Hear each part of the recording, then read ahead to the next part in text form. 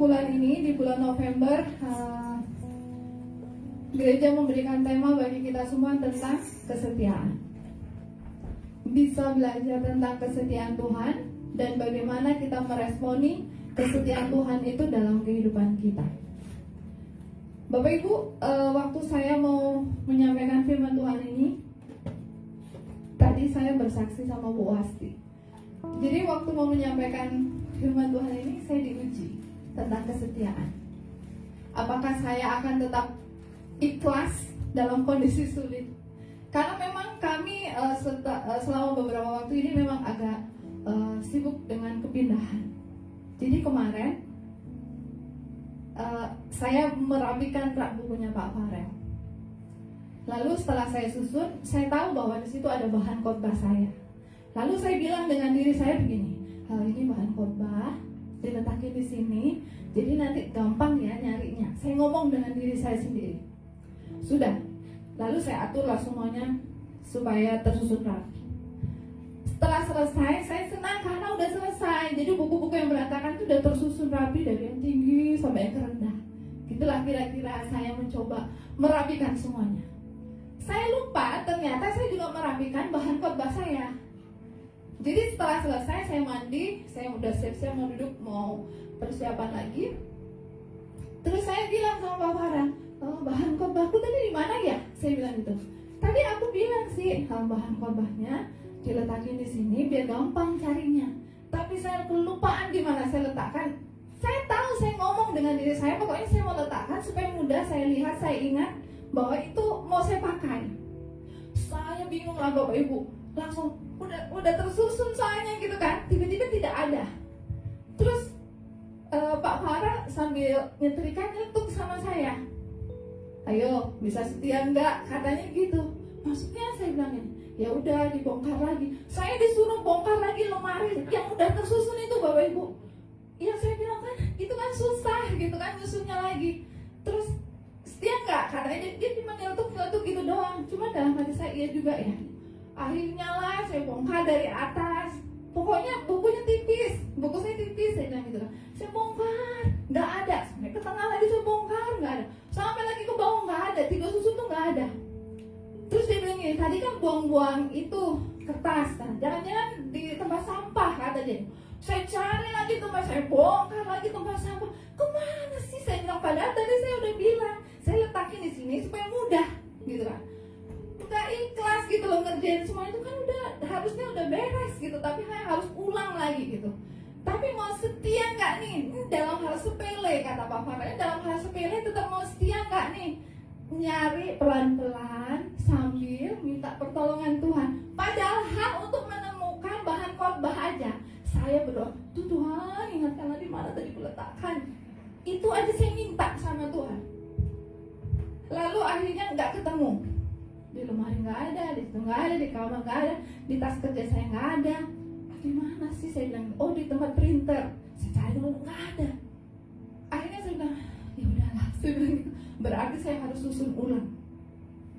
Lalu Pak Farel bilang, saya butuh fotokopi kakak. Gitu.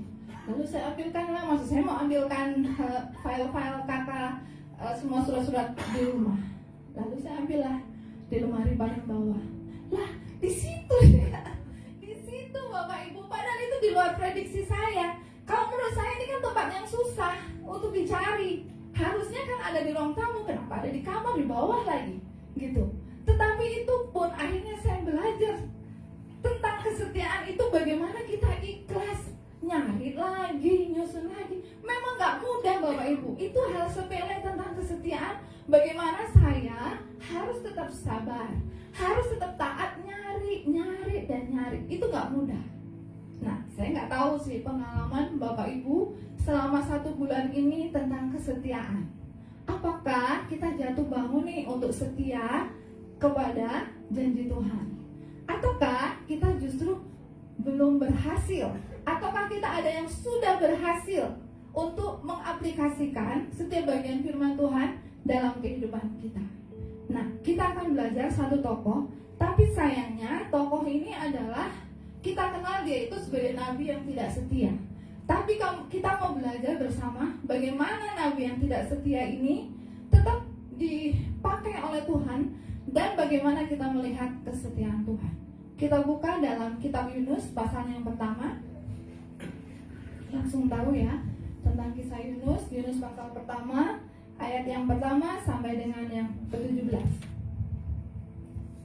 Demikian bunyi firman Tuhan. Datanglah firman Tuhan kepada Yunus bin Amitai demikian. Bangunlah, pergilah ke Niniwe, kota yang besar itu, berserulah terhadap mereka karena kejahatannya telah sampai kepadaku. Tetapi Yunus bersiap untuk melarikan diri ke Tarsis, jauh di hadapan Tuhan. Ia pergi ke Yafo dan mendapat di sana sebuah kapal yang akan berangkat ke Tarsis. Ia membayar biaya perjalanannya, lalu naik ke kapal itu untuk berlayar bersama-sama dengan mereka ke Tarsis, jauh dari hadapan Tuhan. Tetapi Tuhan menurunkan angin ribut ke laut, lalu terjadilah badai besar, sehingga kapal itu hampir-hampir terpukul hancur. Awak kapal menjadi takut, masing-masing berteriak-teriak kepada Allahnya, dan mereka membuang ke dalam laut segala muatan kapal itu untuk meringankannya.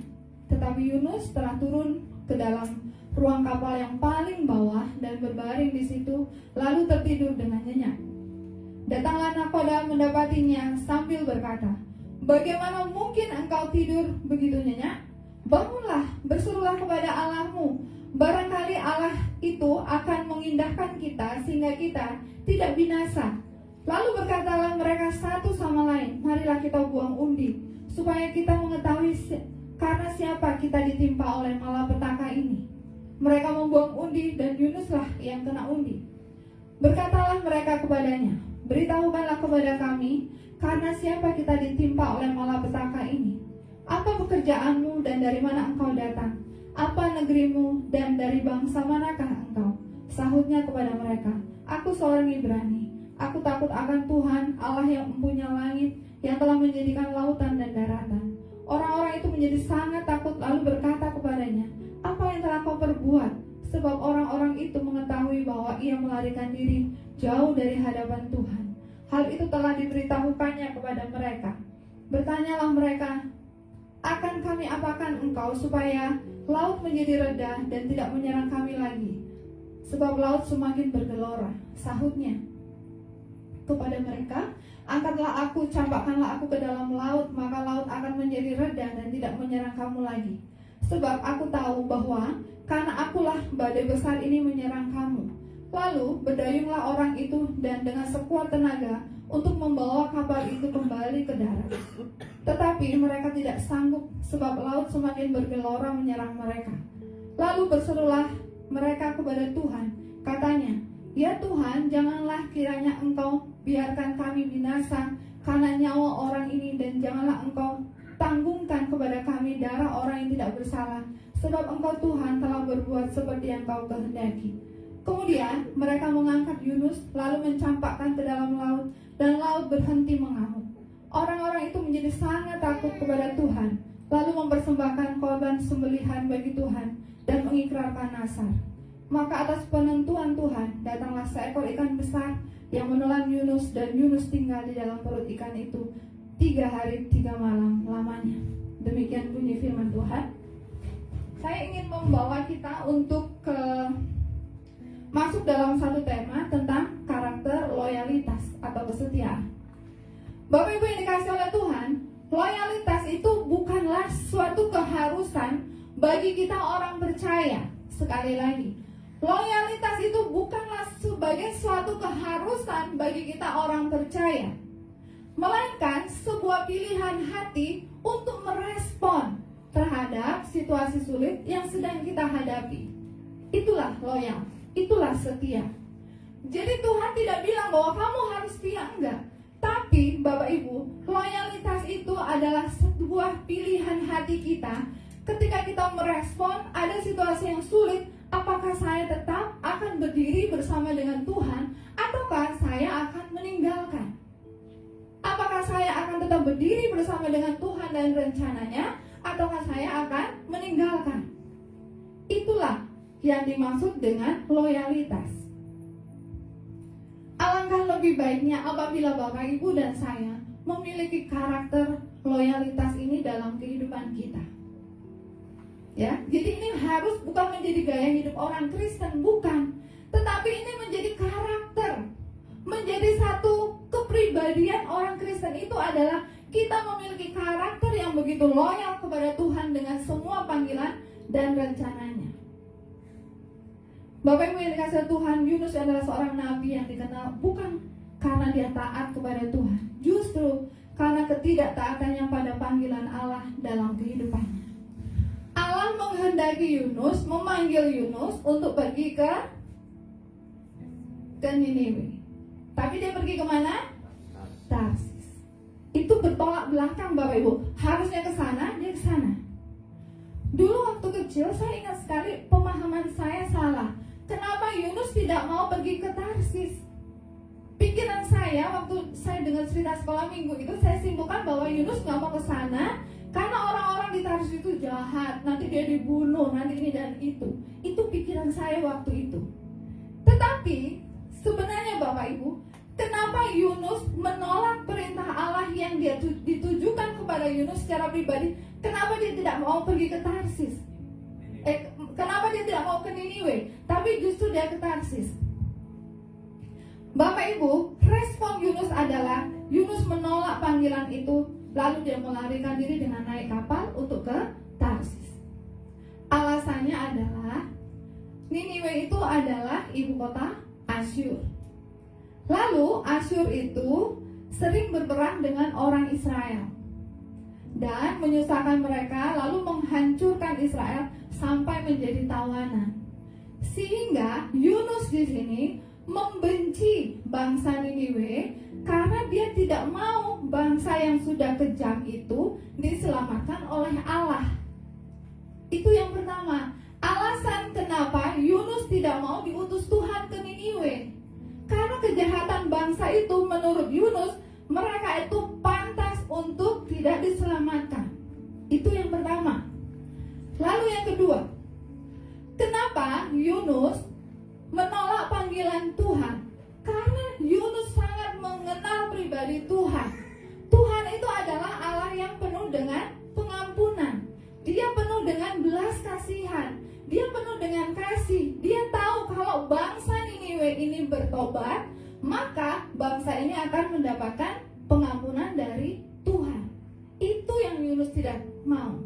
Padahal Bapak Ibu, kalau kita baca selanjutnya ayat demi ayat, pasal demi pasal, itu Yunus hanya mengatakan ketika dia bertobat di perut ikan selama 3 hari itu, Yunus itu hanya mengatakan 5 kata kepada bangsa Niniwe, sehingga semua bangsa itu akhirnya bertobat hanya dengan 5 kata. Nah, Bapak Ibu dikasih oleh Tuhan, betapa luar biasanya orang yang dipakai oleh Tuhan ketika dia mau melaksanakan apa yang Tuhan kehendaki. Tapi tidak dengan Yunus Bapak Ibu. Dia bergumul dengan penolakan dan pemikirannya bahwa bangsa Niniwe itu layak untuk dihukum. Dia nggak suka bangsa itu diselamatkan. Karena Tuhan memilih dia untuk masuk dalam bangsa Niniwe dan menyatakan firman itu kepada bangsa Niniwe, dia nggak mau bangsa itu diselamatkan. Karena dia tahu ketika bangsa itu bertobat, mereka akan mendapatkan pengampunan dari Tuhan. Gitu ya Bapak Ibu. Bukan karena Yunus takut masuk ke Niniwe, enggak. Justru dia tidak mau masuk ke sana karena dia tidak mau bangsa itu mendengar kabar keselamatan itu. Bapak Ibu yang dikasihi oleh Tuhan, seringkali saya dan Bapak Ibu ketika menerima panggilan Tuhan dalam kehidupan kita, ada kalanya kita sulit sekali untuk menyalipkan kedagingan. Betul ya? Mengikuti panggilan Tuhan yang Tuhan berikan kepada Bapak Ibu dan saya ini kan berbeda panggilannya. Kalau Yunus dipanggil untuk dia boleh masuk ke Niniwe menyampaikan kabar keselamatan. Kalau Tuhan memanggil saya harus melayani anak-anak dalam dunia pendidikan, itu pun harus saya kerjakan dengan penuh kesetiaan. Menghadapi anak dengan ABC-nya anak-anak, ya saya harus tetap setia. Karena saya tidak akan pernah tahu Bapak Ibu. Jadi beberapa waktu yang lalu ada satu anak SMA datang ke Saint John, kemudian ibu katanya gitu sama saya, ibu dia udah mau kuliah. Kalau saya hitung-hitung berarti saya udah lama banget jadi guru gitu ya, udah tua artinya. Dia udah SMA udah mau kuliah. Lalu dia bilang, ibu aku sih ini. Saya ingat Bapak Ibu, waktu dia itu dulu kelas 1, karena saya dulu pegang kelas 1. Ampun, tiap pagi dia punya rutinitas itu harus ke toilet. Saya udah bilang sama mamanya, bu tolonglah diatur, maksudnya makannya ya, supaya saya tidak perlu setiap pagi itu harus mengantar ke toilet. Karena kita nggak ada shadow teacher. Jadi saya harus nangani ini anak, tapi saya juga harus bertanggung jawab dengan 20 sekian anak yang di kelas. Masih kecil-kecil. Saya ingat sampai saya bilang, jangan dikasih susu bu, atau kalau makan itu yang apa ya, yang nggak buat mulus lah gitu. Sampai ngajarin orang tuh gimana caranya gitu. Karena saya takut nih anak yang saya tinggal gimana gitu. Jadi kadang saya harus manggil, tunggu lihat dulu, terus gitu Bapak Ibu. Jadi mungkin mamanya itu ngajarin, kalau itu dipegang ini itu nggak boleh ya gitu ya. Lah tapi saya kan harus bersihin, mau nggak mau kan harus pegang. Dia nggak mau itu setiap pagi berantem sama saya semprot, dia marah, saya pegang dia marah. Terus gimana beresinnya gitu kan, kata mama nggak boleh katanya. Sampai video call, bu tolong bilang dulu supaya mau. Kan saya bingung, kelamaan gitu maksud saya. Pokoknya begitu riwahnya dia di kelas 1. Waktu kemarin dia ke SD, dia itu udah gagah gitu ya, udah ganteng gitu ya, pakai kacamata kayak artis Korea gitu. Saya bilang dulu aja kok. Artinya apa Bapak Ibu? Kita tidak pernah tahu. Waktu saya tetap setia dengan panggilan Tuhan, saya tidak pernah tahu bahwa satu-satu anak ini nantinya akan Tuhan jadikan apa. Saya hanya melaksanakan apa yang Tuhan suruh, karena Tuhan yang akan berproses dalam kehidupan mereka satu demi satu.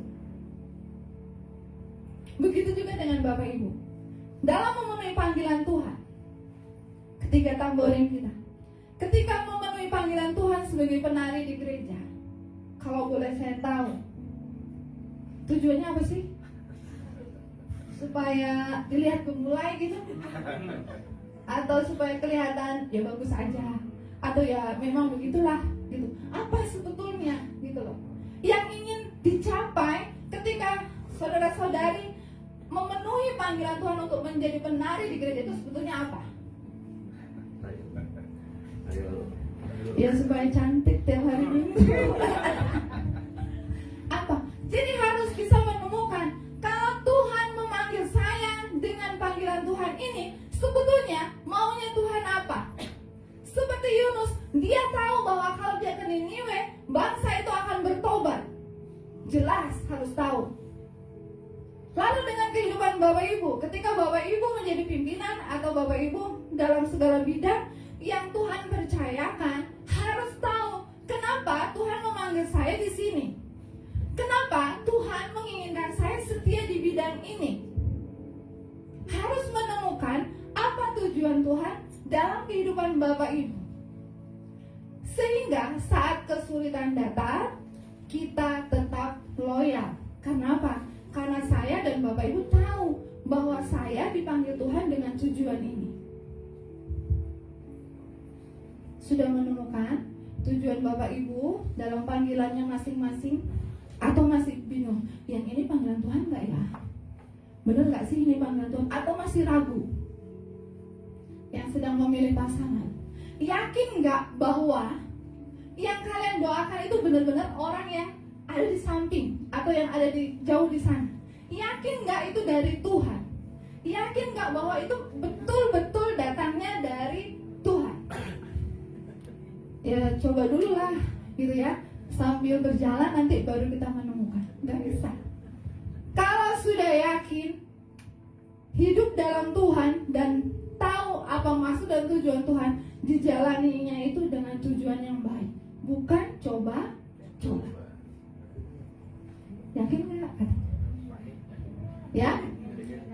Nah, Bapak Ibu yang dikasih oleh Tuhan, masing-masing kita akan bisa loyal, masing-masing kita akan bisa setia kalau kita menemukan sesungguhnya Bapak Ibu dan saya itu dipanggil dengan tujuan apa. kita tidak punya hubungan pribadi dengan Tuhan, maka kita tidak pernah akan tahu kenapa kita menekuni bidang ini. Kenapa saya dipercayakan A, B, C, atau D. Bahkan yang main musik, apa sih tujuan Tuhan membuat saudara-saudara ada di sini setiap minggu main musik, Devan main drum? Apa sih maksud Tuhan? Gitu ya. Apa tujuan Tuhan memakai saya? Mas Yusuf kadang di sini, WL kadang di situ, kadang di sini, banyak sekali tempat Tuhan kasih. Sebetulnya maksud Tuhan apa? Harus ditemukan.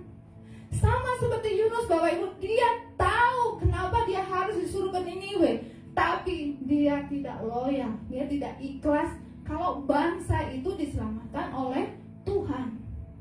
Satu-satunya cara supaya bangsa itu tidak mendapatkan keselamatan dari Tuhan adalah dia tidak pergi ke Tarsis.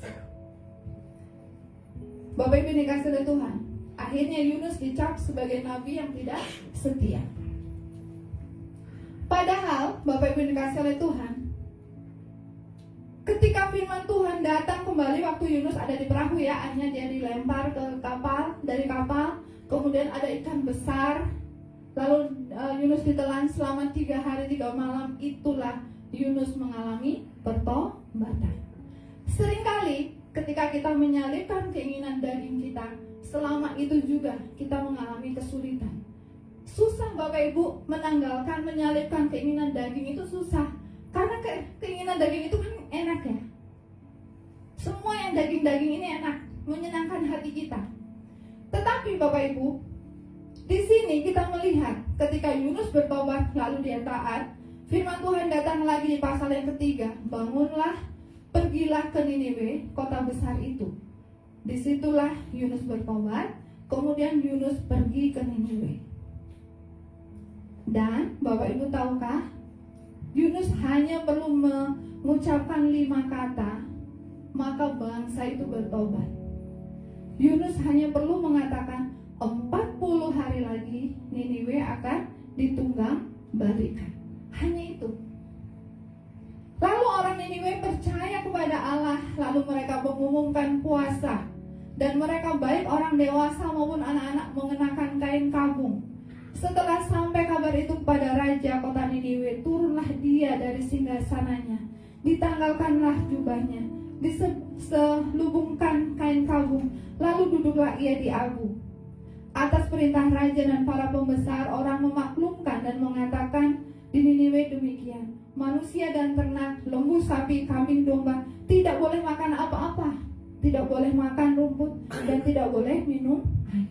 Pertobatan terjadi ketika Yunus setia dengan perintah Tuhan. Ketika Yunus menyampaikan hanya dengan 5 kata, bangsa itu bertobat. Bahkan raja aja menanggalkan jubahnya, kemudian dia berkabung bersama dengan seluruh rakyatnya. Bahkan ternak-ternaknya juga harus berpuasa. Seandainya dari awal Yunus taat dengan perintah Tuhan, pasti tidak akan sesulit itu Yunus mengalami tiap proses. Tetapi Bapak Ibu, ternyata kita lihat di sini bagaimana Allah merespon Yunus yang tidak setia itu. Bisa saja Allah melakukan hal ini ya. Udah sih, dia udah gak setia, saya gantikan orang lain. Apa susahnya Allah menggantikan Yunus dengan orang lain? Yang hebatnya adalah Allah itu konsisten. Kalau dia sudah menunjuk si A, maka dia akan terus mempercayakan hal itu kepada si A, bukan si B. Dan dalam proses itulah Tuhan mau melihat bagaimana Yunus berproses bersama dengan semua dia mengalahkan keinginan dagingnya.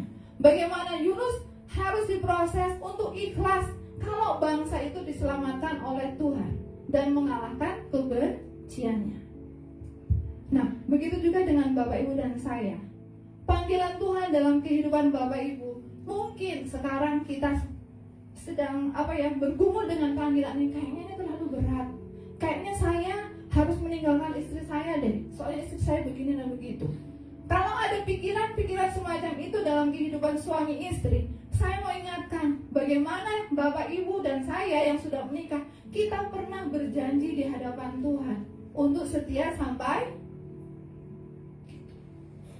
Dan kalau sekarang karena masalah sedikit, kita mulai mau meninggalkan, kita tidak berkomitmen kembali, mungkin kita perlu waktu untuk dekat dengan Tuhan, mengerti kembali panggilan Tuhan. Apa maksud Tuhan dalam kehidupan saya? Dan untuk anak-anak muda di masa muda kalian, kenalilah panggilan Tuhan, sehingga masing-masing kita akan memiliki karakter yang loyal terhadap panggilan Tuhan. Gitu ya, gak mudah. Jadi temukan dulu nih panggilan Tuhan apa, sehingga kita memiliki karakter yang loyal, mengerti bahwa saya harus ke sana, bukan ke sana. Kalau Tuhan bilang ke sana, kita ikut ke sana. Ikutin saja maunya Tuhan. Karena pada akhirnya kita akan melihat yang Tuhan rencanakan dalam kehidupan saya dan Bapak Ibu itu adalah rancangan damai sejahtera. Mungkin waktu kita menjalani tidak akan mudah, tapi yakinlah Bapak Ibu, ketika Tuhan berproses bersama dengan kita akan menjadi pribadi yang memiliki karakter yang loyal, baik kepada Tuhan, baik kepada keluarga, baik anak kepada orang tua, gitu ya. Tetap setia melayani Tuhan bersama-sama. Kiranya kisah Yunus ini mengajarkan kita banyak hal, bagaimana Tuhan tidak pernah berubah dalam janjinya kepada masing-masing pribadi. Kalau kita sudah ingkar hanya karena di gereja ini kita tidak cocok dengan si A si B, kita akan meninggalkan gereja ini, mungkin kita perlu bertanya, Tuhan tolong teguhkan panggilan Tuhan dalam kehidupan saya. Kalau suami istri mulai banyak pertengkaran dan mulai ada kata-kata yang mulai tidak pantas di hadapan Tuhan, kita mau bilang sama Tuhan, Tuhan tolong teguhkan kembali. Kalau masing-masing anak-anak juga sudah mulai dengan orang tua tidak hormat, tidak sopan, mungkin perlu untuk mempelajari firman Tuhan kembali. Bagaimana seorang anak harus nggak ada anak di gereja ini? Anak-anak harus apa? Tuh, Pak, saya ngomong sama anak kelas 2. Harus menghormati orang tua. Supaya apa? Lanjut umurmu di mana? Ya, itu firman Tuhan yang bilang. Saya tidak menyinggung siapapun di sini Bapak Ibu, tetapi itu firman Tuhan, ya, supaya kita semua menikmati kebaikan Tuhan. Setialah dalam setiap panggilan Tuhan. Setialah, karena semuanya itu mendatangkan kebaikan.